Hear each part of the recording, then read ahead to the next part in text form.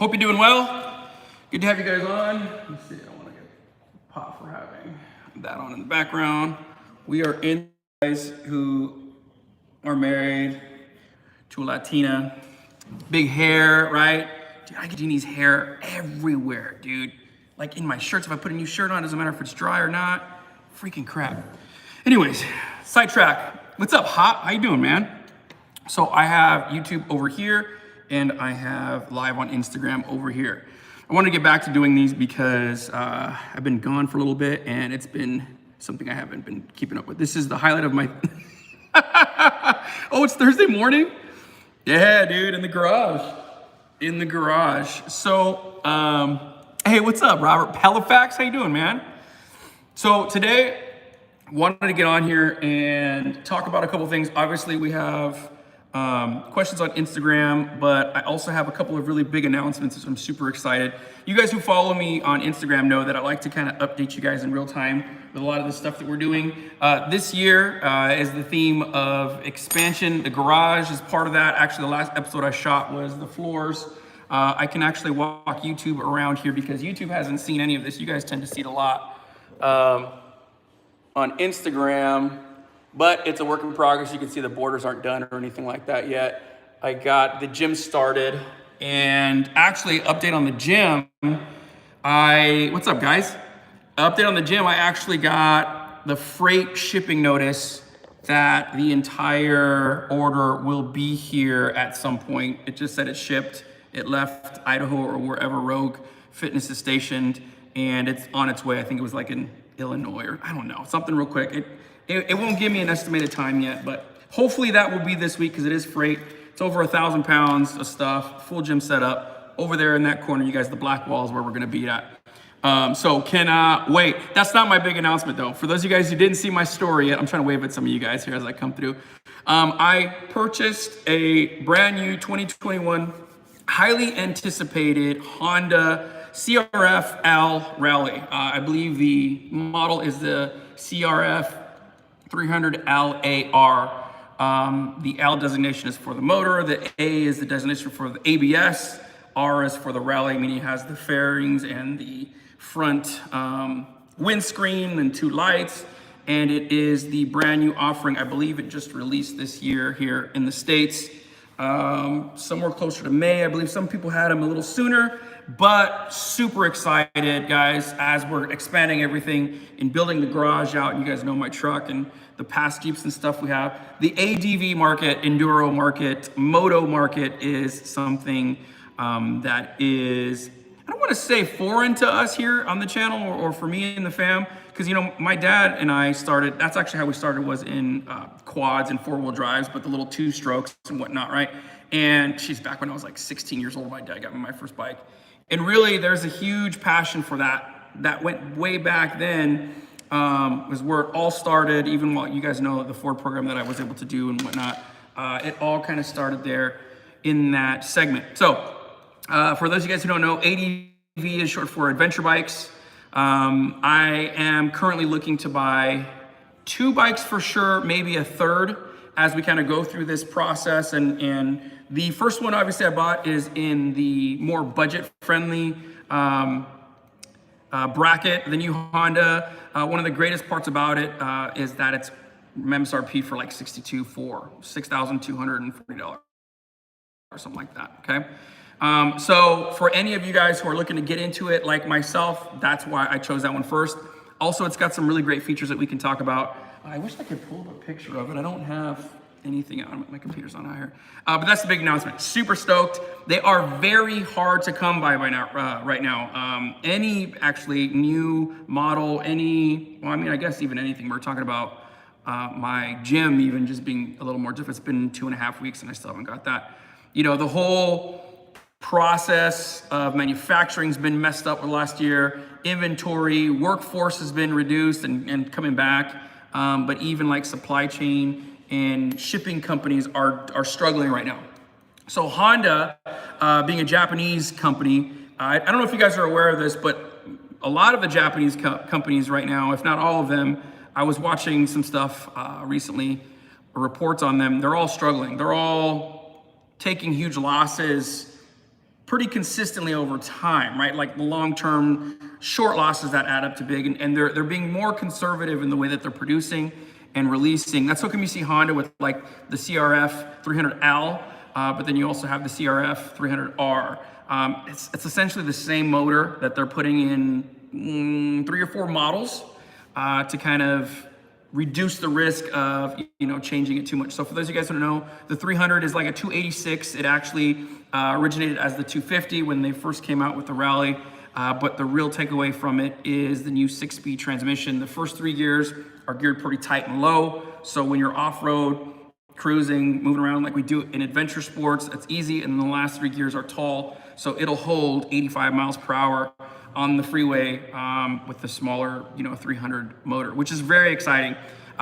It's something like 44 mpg, 41 mpg. I want to say it's like 4 to 6 gallon fuel tank. I'm just trying to remember as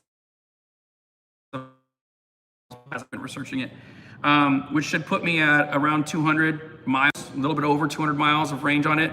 Pretty awesome, super excited. Plus it'll go right over here in my garage underneath the stairs when we do the loft, all the colors and everything. So what I'm doing now is I still plan on doing the 2-post lift in here. You guys on YouTube, I'll get you this. So my plan is to do the loft up top, and then the stairs coming down will be on that side. And what's cool about that area is opposite of it, I want to do a 2-post lift here for the truck or for whatever projects we're working on that I can get up in the air. And then next to that, I'll do the motorcycle station. So it's official. Put down my, this morning I put down my deposit. They're, like I was saying too, they're very hard to come by. The 25 dealerships I called, one of them was even in California, have been really struggling to just get their hands on normal fulfillment, right? What's interesting, since I've shopped so many dealerships this time, there is a drastic difference, almost $2,000 difference between some of them. Right now, you did terrible. For those of you guys who are ever looking for bikes, never, ever buy from Ride Now. These guys are just, and it wasn't the sales guys that were a problem. It wasn't anything like that. It's just they're so ridiculously overpriced. Even with cash, coming into play, even with the fact that they can't get these bikes. I don't know. It was just really ridiculous to me. You guys know I like to buy new things. You guys see me buy new, my new Gladiator, my new Wrangler Eco Diesel, the last turbo Jeep. I mean, all the stuff that I do, I like to get. And what's interesting about Ride Now, I'll give it to you like this. The MSRP on the one that I want was $6,200.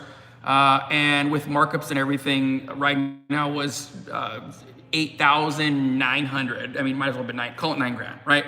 Just absolutely ridiculous when you think about, almost 3,000 over for a $6,000 bike. That's so ridiculous. That's like tax title license for a $65,000 vehicle. Like, it's just, they're high, bro. Like, what the hell? And then resale is terrible on these bikes, right? So I don't know. Anyways, I'm looking at these sales dudes, right? And I'm like, you freaking kidding me? Like, why would anybody buy from you? So, yeah. Anyways, I did find an actual Honda dealership. There was 2 of them. There's one in Phoenix and there's one in Tucson that were just super cool, man. You know what it was too? They're older guys. At the end of their careers, the owners of the shops, they're like, just, one of them was calling me Mikey. It was really funny because I was like, what is your price tag on this? Can you get them? Blah, blah, blah.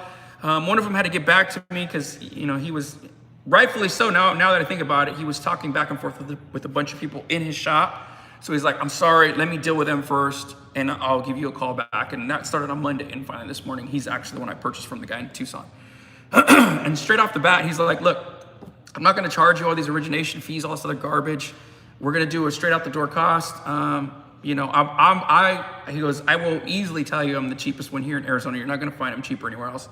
And then maybe I can get you a date. It's going to be a little ways out because, as some of you guys know who are trying to buy motorcycles or anything new, let alone the new 300, which is what Honda is pushing out right now. It's difficult. So he cut me out the door cost like $7,000 and some change, like $7,020 or something like that. Everyone else, like I said, was upwards of $8,800. Somebody quoted me 8,300 at the least, and then this guy came in and was just a flat, 7 and like 20. So we went that direction, put a $500 deposit down, reserved my slot. There's nobody on his waiting list. He said that Honda, and everybody else verified this too, Honda doesn't give dates for fulfillment, right? They're just saying you could get one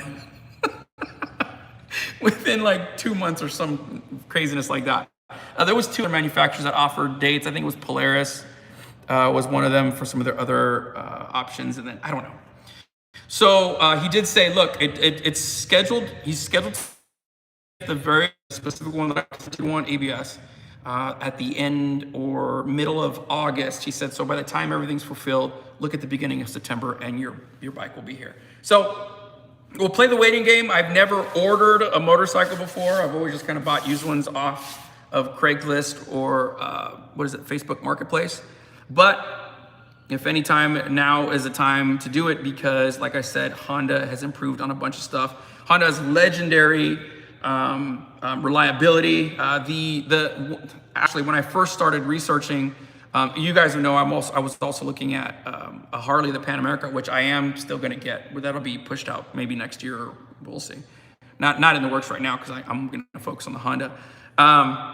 The intervals for maintenance were pretty high on the competition. Like even like I said, the Pan America had a very interesting interval on like chain maintenance.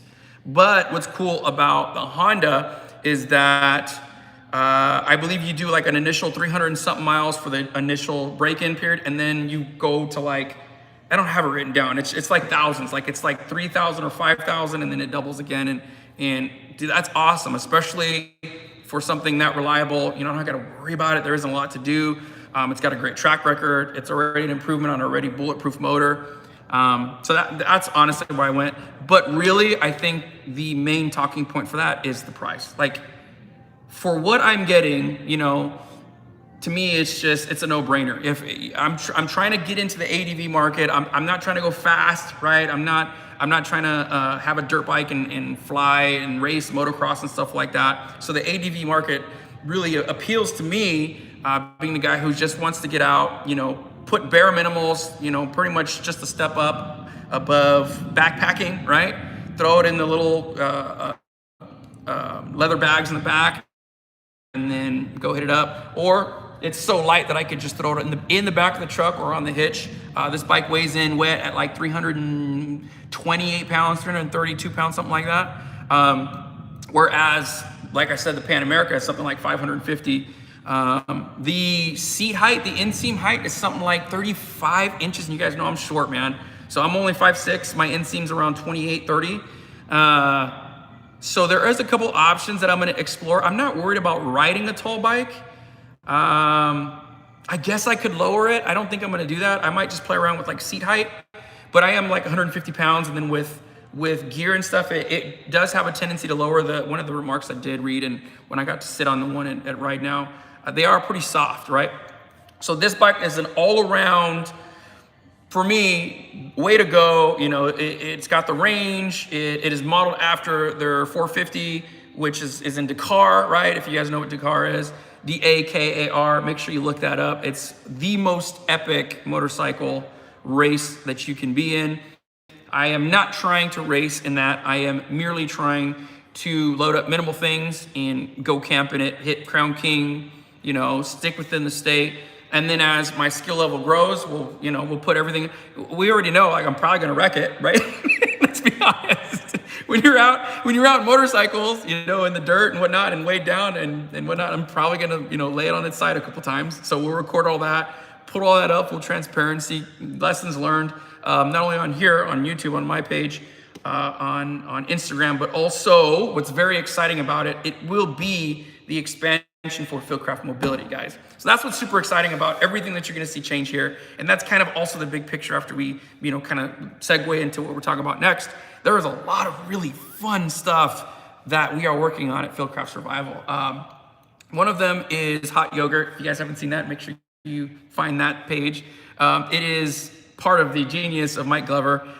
Make sure you check that out. more of like a motorsports racing kind of thing. So I'll just leave it at that. Yeah, I'll let him roll that out as that happens. I think the page has started yesterday or the day before. And I don't know if you know this, but we have Glover's got 2 Porsches that are at his house right now with the option of a 3rd that may be purchased here soon. And we're planning to do some really great, fun stuff with that. The reason why the new page was started and the separation of the media is there is because, in mobility, we have certain constructs that we follow. One of them is modern day survival, right? So when we come in here and talk about, camping or survival or everyday carry, that's also the consideration for mobility. And then we recently applied mobility principles to a race that we did, which was King of the Hammers.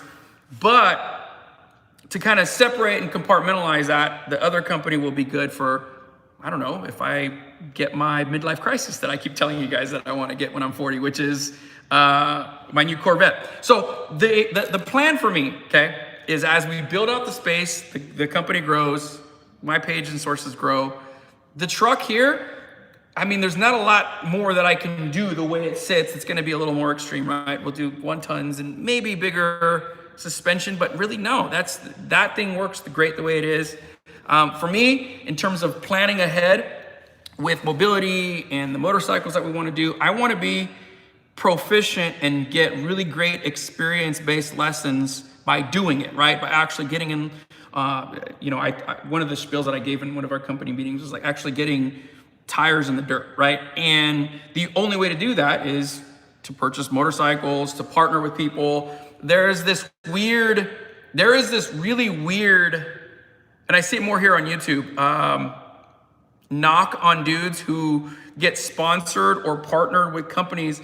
But my question for that is, well, how else are you going to be able to manage Gladiator, motorcycle Honda, Pan America, Harley, King of the Hammers race, all those things? I mean, you're potentially talking millions of dollars to do all these things. How else would we be able to do that? Provide lessons learned, entertainment value, character development, all the stuff that we do in business without that, right? So I don't know. It's always really weird to me when, even when like dudes come on here and be like, oh yeah, this is my garage hat. It's not sponsored. I pay for my own stuff. It's like, cool story, bro.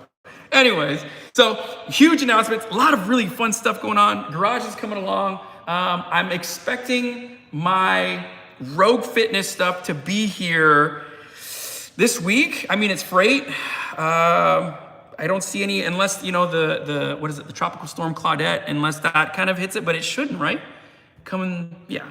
So we'll see. As soon as I get my gym up, like you said, I already have the horse mats, I already have the treadmill, all the rest of the Rogue stuff, bolts against the wall and all that. I'll do a video on that.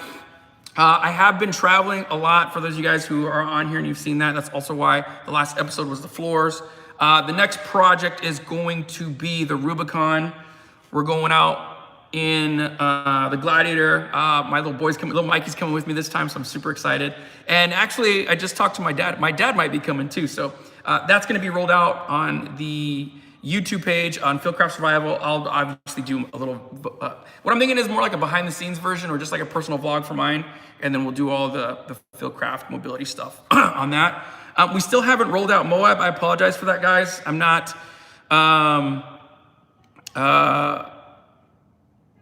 I would like to get that out before the other stuff comes, but we're running into a little bit of it's almost like a process. Since this is a brand new department, it's essentially, we capture the stuff, it goes to a different department, and some of us are in different states, and we're figuring out kind of how to streamline that stuff. So the Moab Easter Jeep Safari is still coming out. There's like 8 or 9 videos, and that's it alone.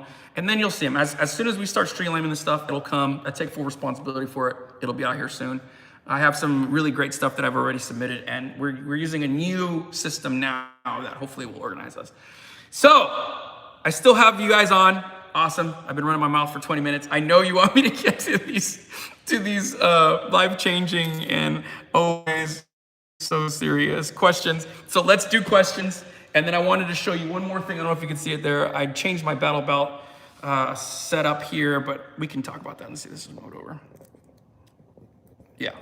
So questions, I'll just pull this up here. First question on Instagram. When do we hang out next? Good question. Next week, bro. Hit me up when you're done doing your SWAT stuff, and then we'll have like lunch or something. The huge. Good question. What's up, fam? Epic Family Road Trip. What's going on, guys? Make sure you follow Epic Family if you don't already. I don't know if you haven't seen them already. It's an amazing page. Good people. Here we go. Oh, I don't know what this one says, bro. I don't speak Spanish. ¿Qué pasa, carnal? ¿Cómo estás? Bien, homie. Thank you. Appreciate you. Let's see, next question. Are hot dog sandwiches? I feel like we answered this on the last one. No. I answered it no last time, right? Not enough ingredients. Unless it's like a Polish dog, then maybe it is, right? That's my stance. Boom. Here's a good one. When is the next Go Rigs and Coffee in Utah? So for those of you guys who don't know, I run Go Rigs and Coffee at the Fieldcraft Survival headquarters in Heber City, Utah, once a month. This month it was actually scheduled for the 18th, but I don't think we're doing it now because of the trip to the Rubicon, right? So the trip to the Rubicon, I'll give you a real quick synopsis of that, is we do something typically in Fieldcraft called the Go Rig Challenge. If you guys haven't seen, in the past, one of my good buddies, Phil, who was in charge of that last year, did a moto challenge with the guys from Magpul, and then that was released. Glover did a, what's it called? A Go Rig challenge with his Dodge, like to the border of Canada and back, like 1,000-something miles without filling up, testing out this giant diesel fuel tank that he had. And the one that I'm doing for this vehicle is, because this vehicle is still relatively new to our fleet. It'll be 2 years old this year in November. And as it sits, my idea for this one is, it says Rubicon on it. You know what? We need to get it in the Rubicon. That's the challenge. That's what they say it's made for. So let's test it out. That is going to be in place of that. It's like 80% yes. I actually just got a text from Mike right now. So probably not this month, but we'll see. You never know. Sometimes I'll fly in. I am committed to doing them once a month, so stay tuned. Sorry I didn't have a more direct answer for you, but I appreciate that one, homie. Let's see what else we got here. The next question is, statement. Never mind that hot yogurt. It's probably I think it's in like a secondary response to this one. When is Glover doing his hot yogurt thing? You gotta ask him, man. You gotta ask him. Here we go. Question from Stories. Bigger lift and 40s, question mark, re-gear, question mark. Not sure what the question is. I'm not running 40s, I'm running 39s. Are you going to be at Fieldcraft HQ tonight for stop? No, I'm not gonna be there tonight, bro. I will be here in good old AZ, where I am actually stationed in. So I move around because I'm mobility. So that's what's really cool about everything that we're doing is I get to build out this garage still at home, and then I'm just, in Utah and California and all that other good stuff. So no, I will not be there. I wish though. So I didn't run a bigger lift on my truck. It's still the 4.5-inch lift. This is the second setup I had. If you guys saw the first setup, you can find it here on YouTube. They're both on here. I ran a 2-inch puck lift, spacer lift on 37s. Right now I'm running a 4.5-inch. I had 38s. Now I'm running 39s. Carlos, is the JT really tall or is your TV really low? So the JT is pretty tall, dude. And the wall is 18 and a half inches tall. So the proportions are pretty drastic in here. For reference, the TV is like a 37-inch TV and it's 4 feet off the ground. So yeah. So 4.5-inch lift, 39s. These 39s, I posted up a real quick, what's it called? Google of these. These are the BF Goodrich KM3 MTs, and they're about 80 pounds, 83 pounds, something like that. And they claim they measure 38 and a half, but they really don't. They're smaller than that. So my thought process was, since I'm still running factories, yeah, they're bigger than the last 38s that I had, but in terms of weight and the quarter of an inch that they are bigger than it, to me, it's the same thing. So that's what I'm running. They're 39, 1350, 17s, and it's a 4.5 inch lift. And to me, it's a really great package. We'll see if I break it when we go to Rubicon, which I don't think I will, but you never know. So that's the next thing. Let's see. Next question. Tire load rating C and E. What should we consider before purchasing? You need to consider what you're trying to accomplish. Okay. Now these smaller mid-size vehicles, which the Gladiator's a mid-size. It's not a full-size truck. It's not a half-ton truck. It's a mid-size. We don't have to worry about load range E because we are not towing 26,000 pounds, right? Like perfect example. Okay. I'm working on Mike Glover's Dodge 2500, his 3/4 ton, right? And that thing, it has 18-inch wheels, so we're trying to get him back to a 17, but mainly because of the load ratings. That is our workhorse. It tows, horse trailers. It tows other vehicles. It tows, we have a giant, double axle trailer that we use when we're out doing our course and stuff like that. That's what you have to consider. If you're towing a lot of weight, your tire has to be rated for that. That's what you need to consider. I've seen a lot of dudes, and now that I'm even thinking about it, I saw a dude who was running a 3/4 ton Ram at Cummins on like a load range that wasn't appropriate. So yeah, good question there, bro. What else we got here? This requesting to come on here. Bold, bro. 26 minutes. How important is it to know the weight of a tire prior to purchasing it? It's very important. Can your vehicle manage it? I mean, that's really the question, right? So for me, because of the way that I like to recreate, which is huge, right? I get these comments from overlanders all the time. You drive me crazy. I love you guys, but you drive me crazy. This is a straight axle front and rear locker 4-to-1 transfer case. This is outfitted for rocky terrain. I'm not saying it's a rock crawler. Maybe I'll call it that when it's got 1 tons, right? It does have bead locks. So that's the way we, participate in recreation. We have fun, right? It's fun, right? So for me, the biggest size tire I can get on something like this, what we do, is fun.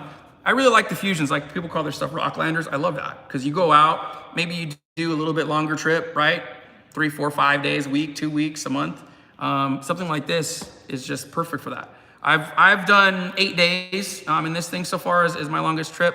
I've done things with other companies like History Channel A&E just released the episode that I was a staff on. I'm not on the show, but I'm just the camp master or whatever they called me on the backside of that show, right? We were out for 7 days on that one.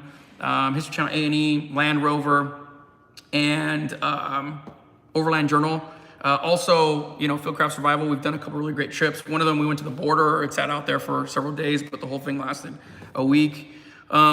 This is fun for me, right? Expeditions I haven't done yet, but dude, I would love to do that. What gears are you running to move those 39s? I am running 513s. Recently I did that. Originally I wasn't planning on regearing because like I said, I wanted to go to a Dana 60. And I just didn't want to make any investment on it. But because of all the trips I'm doing in the interim, I was like, I might as well get my 7th and 8th gear back. So that's the reason why it's set up. My buddy Robert Pelifax is on here. I used to wheel with him all the time back before everything got shut down, and I had my other Wrangler. And that for us is fun. We like to go out, crawl around, Rob's flipped his thing. I don't know how many times I'm out there. Night run this Friday. Bro, yes. Dude, I'm gonna hit you up. Remind me if I don't, I'm gonna hit you up. I would love to do that, yes. My birthday's Saturday, so, give myself a little something. Anyways, what do we got here? Tire size also changes the amount it can hold. If I'm correct, like 35D range could hold as much weight or similar as, okay. So that right there, that question about tire size and load rating is purely everything to do on the manufacturer. I am working with a manufacturer now. Actually, Robert, you probably know who I'm talking about because you run Milestar. They are partnering, you'll see them. Milestar Tower is partnering with Fieldcraft Survival's Go rigs that are going to the Overland Expo. So we're building this crazy bad A fire truck that was imported, right side drive. That's all I'm gonna say. If you guys haven't been following mobility, I post on there too. And Milestar stepped up. I met them at Easter Jeep Safari. Like, dude, we want to partner with you. What are you gonna do? And we've been kind of going through their lineup and how they're rating them, because they also wanted to do, what's up, Bear? They also wanted to do stuff with the Ram 2500 for Glovers, and then also some other projects. I might be going that route. Last conversation I had with them, I was going to be getting a set of 37s for the Eco Diesel. So it's just dependent on how, you know, the actual tire manufacturer rates them and builds them, essentially, right?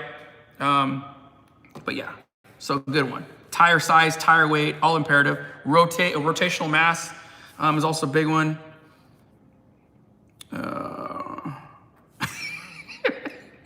When are you getting a new Mariachi hat, bro? Oh, it's coming. It's coming. You guys see I got custom fitted. It's not a Mariachi hat, but I do have a custom cowboy hat that's coming. The last course that we just did, the mobility experience, we had this really great father and son team that rented, it's actually really nice, the little 4-cylinder turbo Wrangler, alley cab setup, drawers, full overland rental. But what's cool about them is, one, they always come to our courses, which we appreciate them, and they're solid dudes. But the dad, Mr. Murphy, actually makes custom cowboy hats, and he even has a line with Stetson. So one of the things that the company did for us is the company Phil Craft and Mike all sized up the cadre got. So I can't wait to see that one, because I've never had anything that Gucci, right? Not a Mariachi hat. Here's a question.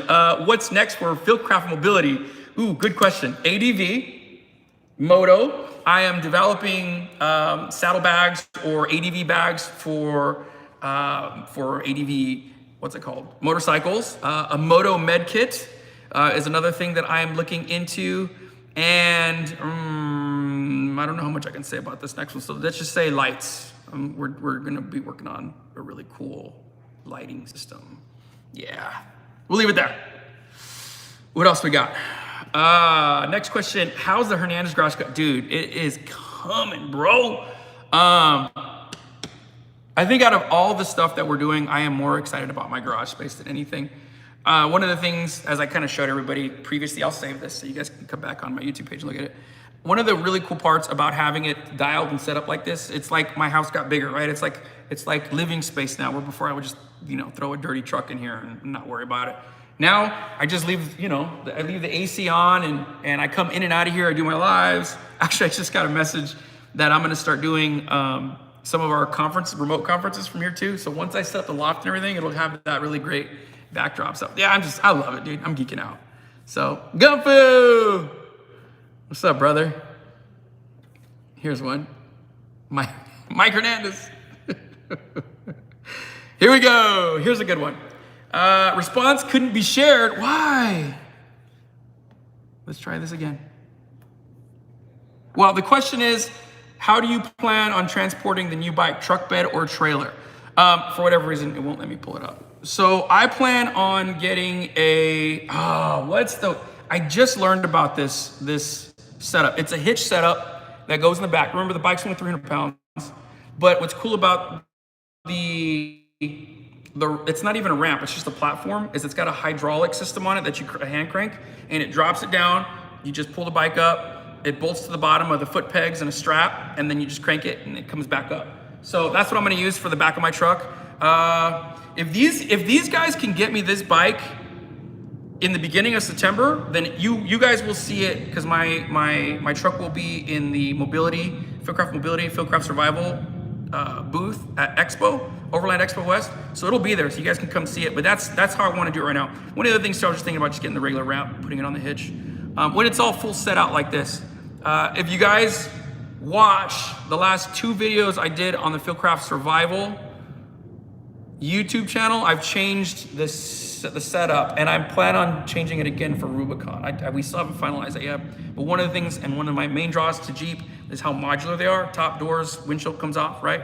So, like, I didn't have a rooftop tent in Moab because it wasn't that kind of trip, right? So I had a spare tire.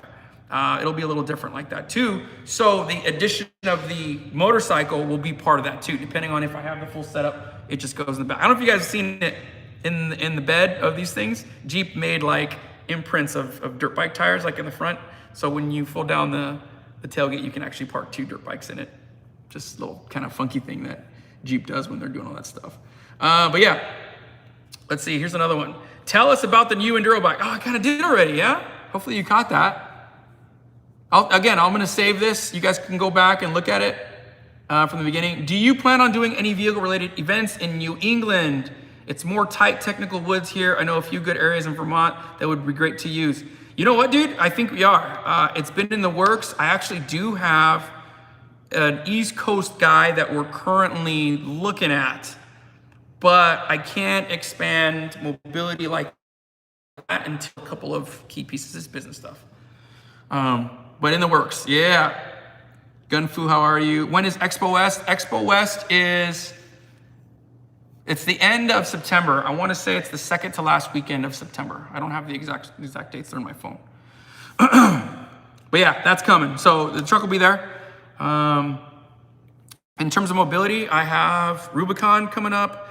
I have summer camp with Casey Highlights coming up. And then the next one is going to be Overland Expo West. And then my plan is to do a charity drive, so you guys are aware. One of the things, I come from a Christian home. My dad was a pastor all throughout growing up. We believe in community service. That's part of why I've been in behavioral health and with foster care the last 14 years. So every year, we at Fieldcraft Survival and myself have made it a point to do some kind of toy drive or something where we can give back. When you have like this level of when do you take me on a trip? We'll have you come on the toy drive like we always do. When you have like huge influence, like Fieldcraft Survival somewhere around like 1.5 million in viewership across all of our platforms. It's actually probably more than that now. It's like our responsibility to make sure we use that for the right stuff, right? So when we do like toy drives or we set up, let's say an account, we don't use PayPal anymore because they're idiots, or like Venmo. I don't know how Venmo's doing either. But we'll set up something like that where we'll say, hey, you guys donate between this time and this time. We always get a huge turnout from that, and I really appreciate that you guys rally with us, because then we just take all that money and it either goes for like Toys for Tots or some kind of charity. That's what I want to do at the end of the year, like we have done for many of the years that we're going on. Gunfu, you're coming with us on that for sure. Here we go. Here's another question. These are good questions, man.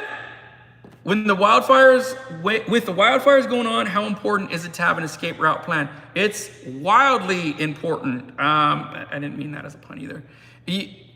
For those who are like in Snowflake or Coconino County or the more rural or non-rural areas, there's typically there's less ways to get in and out of where they live. Whereas out here or in a more like city area, there isn't just one way to get to your house. There's probably a couple streets, whatnot. Planning is everything, right? Planning is a huge mindset thing just to begin with. So when you look at all the survival stuff or the modern day preppers or modern day survival or mobility or all the EDC, any of that, planning is huge. It is at the top with mindset. You should be in a place to where when stuff like this comes out, like I just posted about that stuff on the mobility page, that you automatically start thinking, okay, how do I address that here? Now, because of where I live, I don't really have a risk of that, but I still have a plan for the family that involves our vehicles, and for my therapeutic stuff that I'm doing as a provider. I actually have a written out plan that has to be on the wall with fire extinguishers. It's got a escape plan for the house. Everything's labeled. Med is actually labeled on that stuff too. So even just like in a professional sense, my home is also licensed at the same time I am as my facility. All that has to be, done ahead of time before I can even take, placements in or whatnot. So it's very important. You should be doing that. That's the beginning. Good question. I can answer that one. Go Rigs and Coffee in Arizona. You know what? I'm down. I don't have a location for that, and I gotta be honest with you guys, man. I'm real reluctant to do something like that at like my house or in the garage, because I have a very little page. Okay, we're only 14.2. Somewhere we just hit 14.2, and dude, I got some weirdos on this page. So I don't know. I don't want to do it here at my house. You, Dustin, I'd actually bring you. I know you. I've met you. You're solid. Maybe we just do something like, maybe we just have like barbecue and have you guys over once this is all done. Iced coffee for AZ. LOL. Dude, that's funny. Tucker. Here we go. Plans for more mobility courses this year. Did not find any on the site. We are, yes, there is a plan. October, we're looking at October. Yeah, don't dox yourself, for real, dude. October, they're not scheduled yet. So the difficult part about the courses is the demand right now is for the experiences, right? One of the ways that we're trying to work around not just only doing experience, obviously the experiences are fun, is maybe attaching the courses to the end of Go Rigs and Coffee. So if you come to Go Rigs and Coffee, that's a free event. Come hang out. We talk about everyone's vehicles. It's real personable, one-on-one. Plus you get not just me there, you get experts like Austin or Kevin Owens or Kevin Estella there. But yeah, that's in the works. Look to October. I will be doing that. That one I think is going to be another mobility experience. So I don't know. I haven't been told on that one yet. If you're looking for courses though, here's something. And I don't know if I've said this yet. So we are developing. It's like an app, a community-based app that is a subscription in Fieldcraft Survival. Fieldcraft Survival is developing this, where I would schedule out. Like I just got a text message from like, hey, I need you to do pre-planning for Rubicon, or I actually shot a pre-planning video for Easter Jeep Safari that is in the queue. That one's going to come out. But for instruction, if you are one of the subscribers, you could access the app. It'll give you the course load, and then I would actually interact live from the top of the loft or down here underneath the truck. So there's actually some really cool things coming. It's just in development phases. I have a meeting as of right before I started talking with you guys more about that. So stay tuned, bro. I think that's a really cool option. A lot like this, right? Where it'd just be me live, same format, only I would have the structure. I would give you guys the handouts, which I already have developed, and then we would go through your vehicles. So fun stuff for me anyways. I nerd out like that. Ooh, good question. Here we go. Tucker says, what is the first upgrade you would do to the bike? So my first upgrade is definitely going to be some kind of HUD, heads-up display for my phone, or like a Garmin GPS or something like that, because the bike essentially is ready to start riding and whatnot. But like I said, the break-in period is like that first 400 miles.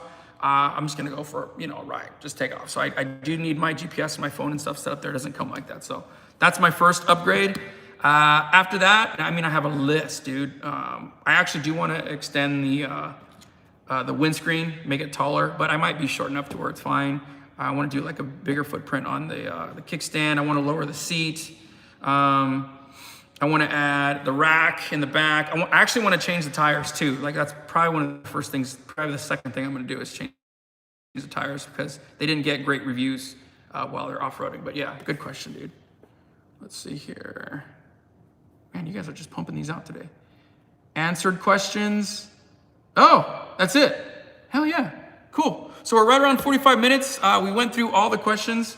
Guys, I will save this both on YouTube and I will save it on Instagram.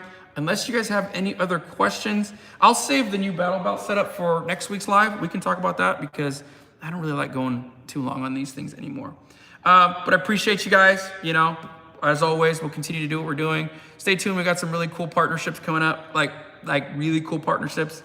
And then I do plan on expanding into the other ADV/adventure stuff that we're talking about, and even into the whole midlife crisis Corvette stuff.